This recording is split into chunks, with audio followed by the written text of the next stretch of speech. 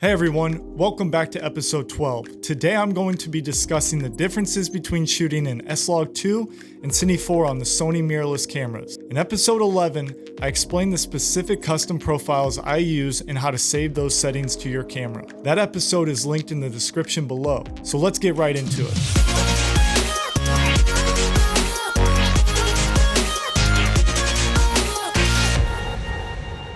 So how do we determine which picture profile is best for Sony mirrorless cameras? That really depends on the type of video you are creating, how quickly the video needs to be turned around, and your experience level when it comes to shooting and editing video. As I mentioned in episode 11, it's best to utilize an external monitor when shooting in S-Log2. I've made the mistake in the past by relying on the camera's small LCD monitor and the built-in Gamma Display Assist. If you're not familiar with Sony's Gamma Display Assist, it basically just translates the image from a log color space into a more normal or linear color space such as Rec. 709. Exposing for S-Log2 on these 8-bit mirrorless cameras can be very tricky. Using an external monitor can help because they offer more advanced features not built into the camera, such as waveforms and false color. As a general rule of thumb, you want to be 2 full stops overexposed when shooting S-Log2. But please keep in mind that this is just a general rule of thumb, and there are several factors that you will need to consider when correctly exposing an image. Exposure is about balance, and every scene is different, so you have to use the tools available in order to determine the correct settings. In episode 11, we set preset 1 on the top turn dial to 4K at 24 frames per second. I'm going to select this and then check the C1 button and make sure it's set to PP7 for S-Log2. To determine the correct exposure, we can use a few built-in features within the camera. First, select custom button 3, which we set in episode 11 to Zebra Display Select. The Zebra Display will show you areas of overexposure based on an IRE scale. You can set the IRE scale in the menu settings under page 2,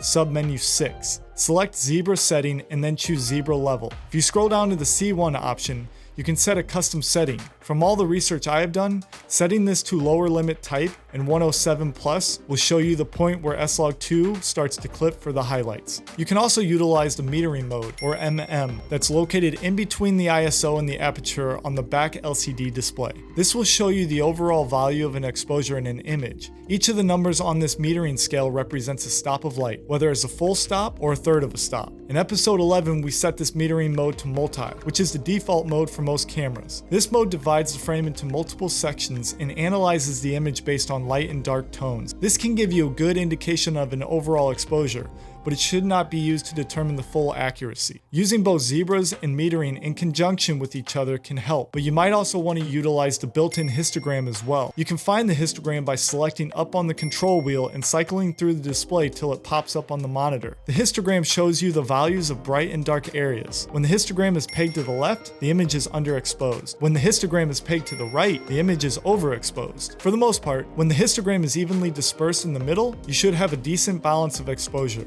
Again, all of these tools are helpful when determining proper exposure, and it's nice to have these available built right into the camera. Unfortunately, with the current Sony mirrorless cameras and many other DSLRs, the best way to determine the exposure of an image is by using scopes not built into the camera. This is why I believe it's extremely helpful to use an external monitor. Not only do these monitors typically offer more real estate to view an image, but they usually offer waveforms and false color.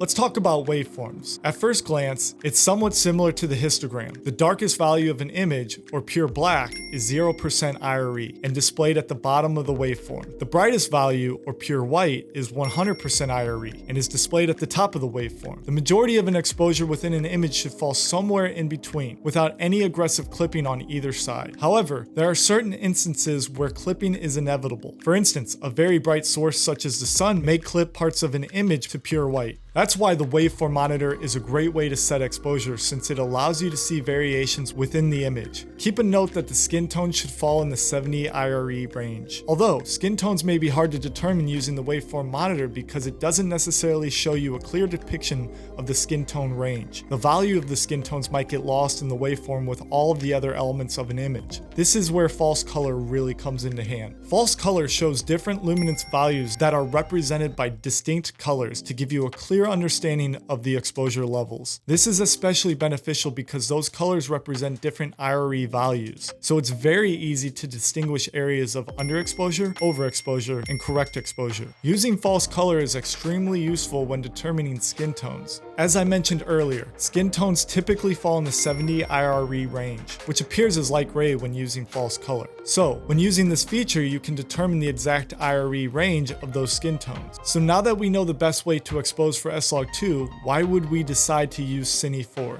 This is a great question, and for me personally, I tend to use both depending on the situation. First of all, as we have already determined, S-Log2 is very flat in color and requires a lot more work when post-color correcting and grading. Let's say, for example, you are shooting a same-day edit for a wedding. Using S-Log2 may not be the best option, knowing that you will have very limited amount of time to address color in post-production. Cine 4 would be a much better option since the contrast and saturation are, for the most part, already baked into the image. This allows for a much easier time when shooting since the Cine 4 profile does not require overexposing the image. It also makes the post workflow easier when dealing with exposure and color. In fact, the image you are looking at right now was shot in Cine 4. I made that decision because I don't want to spend a lot of time dealing with color in post. Now the drawback to Cine 4 is that you will lose dynamic range and will not have the same latitude that you get with S-Log2, but for the most part, it's still pretty good. One other thing to keep in mind is that S-Log2 is not necessarily the best option when shooting in low light. Because this profile requires overexposing an image, you will often find that you are forced to push the ISO to a very high number. That will obviously add unwanted noise. However, Sony has done a very good job with low light performance on these mirrorless cameras. I really hope this video helps offer some clarity on the Sony picture profiles. If you found this information valuable, please give the video a like and subscribe to the channel. Thank you for taking the time to watch, and see you next time.